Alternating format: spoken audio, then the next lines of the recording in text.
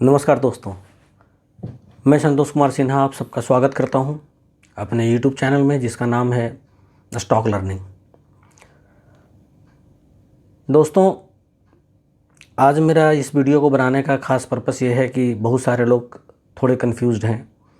जैसा कि उनका मैसेज आ रहा है, उनको लग रहा है कि अभी अपर सर्किट स्टार्ट हुआ है तो पता नहीं 31 जुलाई को जो रिज़ल्ट आने वाला है, अगर रिज़ल्ट निगेटिव आया तो फिर से लोअर सर्किट लग जाएगा और उनका पैसा जो है वो डूबने लगेगा, नुकसान होने लगेगा उनके पैसों का। तो आज मैं इसके बारे में ही बात करूंगा, जो भी मार्केट में कन्फ्यूजन है।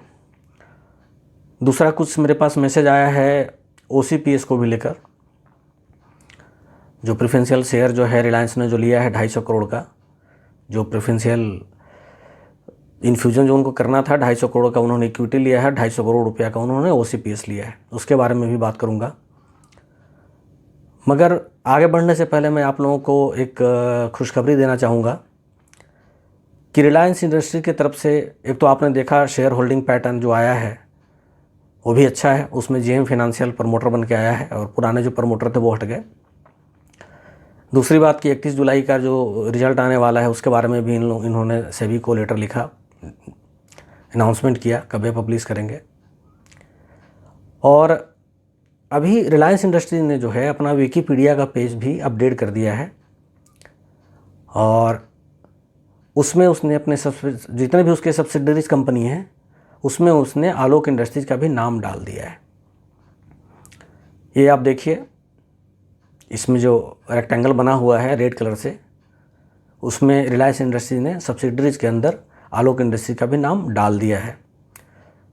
और अगर आलोक इंडस्ट्री का विकीपीडिया का पेज देखेंगे तो उसने भी अपडेट किया है, तो उसमें भी आप देखेंगे कि आलोक इंडस्ट्री ने भी पेरेंट कंपनी में रिलायंस इंडस्ट्री का नाम डाला है। अच्छी खबर है, ऑफिशियल अनाउंसमेंट है। जैसा कि आप सभी, बहुत सारे लोगों को डाउट नहीं था, वो थोड़े चिंता में थे। वो कह रहे थे कि जब रिलायंस क्यों नहीं डिक्लेयर कर रही है, क्यों नहीं जो है पब्लिकली इस बात को बता रही है कि आलोक इंडस्ट्रीज़ को हमने एक्वायर किया है। हालांकि मीडिया में तो खबरें थी, फिर भी लोग चाह रहे थे कि रिलायंस इंडस्ट्री की तरफ से कोई वैसा न्यूज़ आए। तो विकीपीडिया में रिलायंस ने भी अपने साइट में इसका सब्सिडरीज कंपनी में आलोक इंडस्ट्री का नाम डाल दिया है और आलोक इंडस्ट्री ने भी अपने विकीपीडिया पेज में as a parent company Reliance industry का नाम मेंशन किया है। तो ये एक अच्छी खबर है। आपको पता है कि वेबसाइट में अगर अपडेट होता है तो ये वर्ल्ड वाइड वेब होता है, पूरी दुनिया में लोग इसको देखते हैं, तो एक बहुत अच्छी खबर है। अब मैं आता हूँ मेन मुद्दे पे। बहुत सारे लोग ये सोच रहे हैं कि अगर अभी मैंने आलोक इंडस्ट्री का शेयर ले लिया और 31 जुलाई को रिज़ल्ट अच्छा नहीं आया तो उसके बाद हो सकता है लोअर सर्किट लग जाए, तो अभी मैं शेयर लूँ या ना लूँ, वो इस पेशोपेश में है, उधेड़-बुन में है, वो कोई फ़ैसला नहीं कर पा रहे हैं। तो उनका मैसेज आता है कि सर बताइए मैं इस स्थिति में क्या करूँ। पहली बार तो मैं कोई सर नहीं हूँ, ये मैं पहली बात बता दूँ। फिर भी आप लोग ये जो मुझे आदर और सम्मान देते हैं इसके लिए बहुत बहुत धन्यवाद आपका। मैं भी आपके जैसा ही हूँ और मैं भी रिसर्च करता हूँ और जो मैं ऑब्ज़र्व करता हूँ और जो मेरा अपना ऑब्जर्वेशन या कैलकुलेशन होता है उसके बेसिस पे मैं आपको अपना व्यू बताता हूँ। मैं गाइड नहीं करता, मैं आपको अपना व्यू बताता हूँ और डिसीजन जो है वो आपको अपने विवेक और अपने बुद्धि से लेना होता है। तो देखिए, इसमें ऐसा है कि आलोक इंडस्ट्री में आप ख़रीदारी करें, इसमें डरने की कोई बात नहीं है। हाँ, एक आपका जो बाइंग होना चाहिए वो थोड़ा स्ट्रेटेजिक होना चाहिए, प्लानिंग के साथ होना चाहिए, एक योजनाबद्ध तरीके से होना चाहिए, मैं ये बोलूँगा। जैसे एक मेरे दोस्त ने कहा कि सर मैं अभी 15,000 और शेयर लेना चाहता हूँ आलोक इंडस्ट्रीज़ का, तो मैं क्या करूँ, मुझे समझ में नहीं आ रहा है। एक बार लोअर सर्किट देखकर मैं परेशान हो चुका हूँ, अब पता नहीं, अभी मेरी हिम्मत नहीं हो रही है कि मैं अभी शेयर खरीदूं। मैं सोच रहा हूं कि पहले मैं रिज़ल्ट देख लूं 31 जुलाई का, क्या Q3 का जो रिज़ल्ट आने वाला है वो रिज़ल्ट क्या होता है। तो देखिए, मेरी सलाह तो ये है, जैसे जब लोअर सर्किट लगा रहा था तो मैंने बार बार आप लोगों को बोला था और मैंने अपने वीडियोज़ भी में भी आप लोगों को बताया था कि आप ख़रीदारी जारी रखें, ख़रीदारी करते रहें और हर डीप पे आपको ख़रीदारी करना है, मगर एसआईपी के मोड में ख़रीदारी करना है। ये मैंने उस वक्त भी बोला था कि अगर एलसी लगता रहता है, प्राइस नीचे आता रहता है, तो आपकी एवरेजिंग भी होती रहेगी और आप उसमें एंट्री भी बनाते चले जाएंगे। तो अगर मान लीजिए आपको 1000 रुपये का ख़रीदारी करना है, ये मैं एलसी की बात कर रहा हूँ जो मैंने सलाह दी थी कि अगर आपको 1000 रुपये का ख़रीदारी 1000 शेयर का ख़रीदारी करना है तो आप आज 200 कर लें, फिर थोड़ा सा और नीचे डीप जाता है तो आप 300 कर लें, और नीचे जाता है आप 400 कर लें। तो अगर वहाँ से यूसी भी लगता है तो कम से कम आपके पास 500-600 शेयर तो हो जाएंगे 1000 में से, और आप फ़ायदा में भी चले जाएंगे। तो ये मैंने उस पर भी बोला था और ये कारगर हुआ बहुत सारे लोगों को, और आप लोगों को पता है काफ़ी लोगों को मैंने ये अपना ओपिनियन बताया था, और उन लोगों ने अगर ऐसा किया होगा तो ऑब्वियस है वो समझ सकते हैं इस चीज़ को कि मैंने उनको सही राय दी थी या गलत राय दी थी।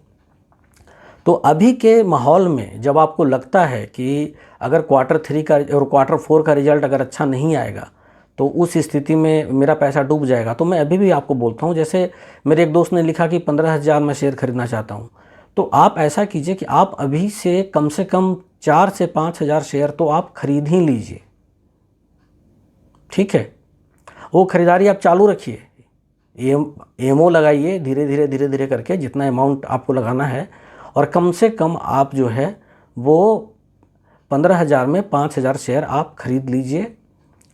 जब Q4 का रिजल्ट आएगा तो अगर मतलब मैं एक एक्सेप्शनल बात बता रहा हूँ, अगर नीचे आता है वहाँ से मार्केट, फिर से लोअर सर्किट लगता है, तो क्या है कि आपको तो 1000 शेयर और लेने हैं, 10,000 शेयर और लेने हैं। तो फिर आप अगर नीचे आता है मार्केट तो फिर आप खरीदते चले जाएंगे, तो फिर आपका एवरेज अच्छा बन जाएगा, क्योंकि फिर Q1 का जो रिजल्ट आने वाला है वो लोग एक्सपेक्ट कर रहे हैं बहुत अच्छा आने वाला है। तो मार्केट जब Q4 के एक्सपेक्टेशन में ऊपर जा सकता है तो Q1 के एक्सपेक्टेशन में तो ऊपर जाएगा ही, मार्केट 100% जाएगा, क्योंकि वो रिजल्ट उसमें पीपी किट और N95 मास्क का भी जो है डेटा आना है। रेवेन्यू जो उससे जनरेट हो रहा है उससे बैलेंस शीटिंग का Q4 से बहुत अच्छा होगा Q1 में। तो क्या होगा कि अगर मान लीजिए Q4 के बाद थोड़ा अगर मार्केट थोड़ा सा ही नीचे आएगा, चूँकि Q1 का भी जो है वो सारा काम तो हो गया, जून में ही ख़त्म हो गया, तो वो भी रिजल्ट जल्दी ही पब्लिश होगा, तो आपको एवरेज करने का मौका मिल जाएगा। और अगर आपने 5,000 शेयर थोड़ा ऊपर के रेट पे लिया और 10,000 शेयर अगर आप नीचे के रेट पे लेते हैं तो सोचिए कि आपकी एवरेजिंग बहुत अच्छी होगी। ठीक है, तो थोड़ा सा तो आपको रिस्क लेना ही पड़ेगा, क्योंकि शेयर मार्केट में अगर आप रिस्क नहीं लेंगे तो आप शेयर मार्केट में नहीं चल सकते। तो ये तो वर्स्ट केस की बात हो गई कि अगर Q4 के बाद मार्केट थोड़ा नीचे आता है तो, लेकिन अगर Q4 के बाद भी मार्केट यूसी में रहता है तो आप 10,000 जो बाकी का शेयर लेना है वो आप तब खरीदारी कर सकते हैं। उससे क्या होगा कि जब मार्केट ऊपर जाएगा तो जो भी 5,000 शेयर आपने ख़रीदा है उसका भी प्रॉफिट आपको मिलेगा, और मार्केट जब ऊपर जाएगा तो Q1 के एक्सपेक्टेशन में नहीं, Q2 तो और भी धमाकेदार आएगा।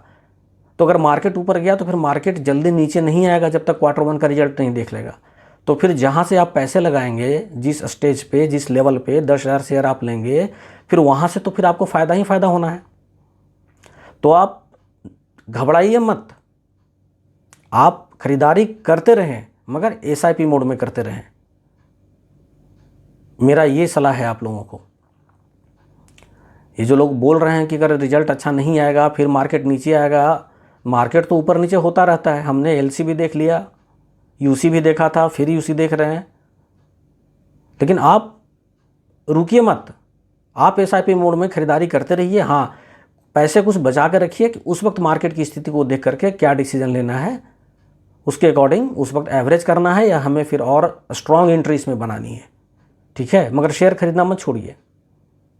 शेयर मार्केट में होता है, कोई किसान अगर कहीं से बैंक से लोन लेकर के या अपने घर का जो अनाज है वो भी जो है वो अपने खेतों में छिड़क कर आ जाता है, बीज बो देता है, और अगर उस साल कोई सूखा हो गया या बारिश बहुत ज़्यादा या बाढ़ आ गया तो क्या अगले साल से वो खेती करना छोड़ देता है? नहीं ना। तो आप घबराइए बिल्कुल मत, खरीदारी करते रहें और आलोक इंडस्ट्रीज़ का अभी का जो लेवल आपको दिखाई दे रहा है, आगे इस लेवल पे आपको शेयर नहीं मिलेगा, क्योंकि दिन पर दिन आप देखिए न्यूज़ काफ़ी अच्छी आ रही है। शेयर होल्डिंग पैटर्न आपने देख लिया, अभी Q4 के एक्सपेक्टेशन में मार्केट ऊपर जा रहा है। आज जैसा भी मैंने बताया कि रिलायंस इंडस्ट्री ने भी अपने विकीपीडिया के पेज पे वो अपडेट करा दिया कि आलोक इंडस्ट्री उसकी सब्सिडरीज कंपनी है, और आलोक इंडस्ट्री ने भी जो है विकीपीडिया के पेज पे अपडेट कर लिया कि भाई रिलायंस मेरी पेरेंट कंपनी है। तो न्यूज़ अच्छी आ रही है, अब मार्केट में मोमेंटम बन रहा है, सेंटिमेंट लोगों का जो है वो बढ़ रहा है इस शेयर के प्रति। तो आप निराश ना हो, बिल्कुल घबराए ना। और जो OCPS की जो बात थी कि जब OCPS जो आएगा तो काफ़ी ज़्यादा शेयर हो जाएगा, फिर क्या करेंगे, आपको मैंने एक वीडियो में बताया था ना कि रिलायंस से ज़्यादा शेयर जो है वो ITC के पास है, TCS के पास है। तो क्या वो कंपनी बैठ गई क्या? नहीं ना। तो OCPS अगर कन्वर्ट भी होता है आपका इक्विटी में तो उससे कोई बहुत ज़्यादा, हाँ EPS में थोड़ा सा फ़र्क पड़ेगा, मगर ऐसा नहीं है कि ये शेयर प्राइस जो है वो बिल्कुल नीचे आ जाएगा। और अभी से क्यों चिंता करना OCPS का? OCPS जो है वो अगले साल अगस्त के आसपास जो है उसका कन्वर्जन होगा। अभी तब तक तो आप मार्केट कितना अपसाइड आप देख लेंगे, ठीक है। उस वक्त जब आप देखना, जब कन्वर्जन होने वाला है, हमेशा आपके पास तो हमेशा ऑप्शन होगा। ऐसा तो नहीं है कि UC और LC हमेशा इसमें लगता रहेगा। Q1 के बाद और Q2 के बीच में मुझे ऐसा लग रहा है कि इसमें फिनेंशियल इंस्टीट्यूशंस भी आएंगे, म्यूचुअल फंड्स भी आएंगे, FDI DIA सारे आएंगे इसमें, ठीक है। और वो आपसे ज़्यादा पैसा लगाएंगे इसमें। तो मार्केट तो और बेहतर, जिस भी स्क्रिप्ट में अगर फिनेंशियल इंस्टीट्यूशन का स्टेक होता है, अच्छा स्टेक होता है, तो मार्केट तो और अच्छा होगा ना। वो भी तो कुछ सोच कर ही आएंगे ना इसमें। तो आप क्यों घबरा रहे हैं? इसलिए SIP मोड में आप खरीदारी करते रहिए, OCPS की बिल्कुल चिंता ना करें। बस एक स्ट्रेटेजिक प्लान बनाइए और उसके अकॉर्डिंग आप इसमें इन्वेस्ट करते रहिए, धीरे धीरे करके। और अगर मेजर जो आपका जो पोर्शन है, जो आप होल्डिंग बनाना चाहते हैं, वो आप मेजर पोजीशन जो है वो आप Q3 के रिजल्ट आने के बाद आप बनाइए। अगर नीचे आए तो एवरेजिंग कीजिए, ऊपर जाए तो फिर तो बल्ले बल्ले, फिर तो अगले दिन से आपका पैसा बढ़ना शुरू हो जाएगा। मगर आप रुकिए मत, निवेश करते रहिए प्लान के साथ, और थोड़ा सा रिस्क तो आपको लेना ही पड़ेगा। ये मेरी राय है, ये मेरा व्यू है। और लेकिन इसमें इन्वेस्ट करने से पहले आप अपने फिनेंशियल एडवाइज़र से या फंड मैनेजर से ज़रूर कंसल्ट कर लें, और उसके बाद जो है आप इसमें इन्वेस्ट करें। और मेरे ख्याल से आपको इसमें ख़रीदारी करते रहनी चाहिए, ये बहुत अच्छा मौका है। इसी के साथ मैं ये वीडियो यहीं समाप्त करता हूँ। और इसके पहले मैं एक चीज़ और बता दूँ आपको कि बीच में मैं एक अपडेट दे रहा था अपने वीडियो के थ्रू आप लोगों को कि जो जैसे जैसे एक्सपोर्ट हो रहा था, आलोक इंडस्ट्री कर रही थी, पंजीवा वेबसाइट में जो आ रहा था, वॉलमार्ट को और एलाइट को और इन सबको जो कर रही थी, अभी मैं वो अपडेट नहीं दे रहा हूँ, क्योंकि अब इससे अच्छी न्यूज़ आ रही है और आप लोगों के पास तो वो सारा लिंक है ही, तो ये न्यूज़ तो आप लोगों को वैसे ही पता चल जाता है। तो इसलिए अब मैं इसके ऊपर कोई वीडियो नहीं बना रहा हूँ। आगे आप लोग जो है वो खुद ही चेक करते रहिए, टाइम टू टाइम, डेली एक बार ब्राउज़ कर लीजिए, डेली एक बार आपको पता चल जाएगा कि आलोक इंडस्ट्री कैसा काम कर रही है। शिपमेंट भी अभी इसका मैंने शायद 17 तक का अपडेट किया था क्या, इनका जो है अभी भी 23 को भी गया है, 25 को भी गया है, तो इनका तो लगातार कंसाइनमेंट जा रहा है। तो अपने एंड से इनका जो मेन जो काम था वो हो ही रहा है, मास्क का और PP किट का काम हो ही रहा है, तो फिर चिंता किस बात की। UC भी लग ही गया, ठीक है। तो आप प्लान बनाकर एक तरीके से SIP मोड में धीरे धीरे खरीदारी आप करते रहें। इसी के साथ मैं विदा लेता हूँ। नमस्कार, धन्यवाद, वंदे मातरम, जय भारत, जय हिंद।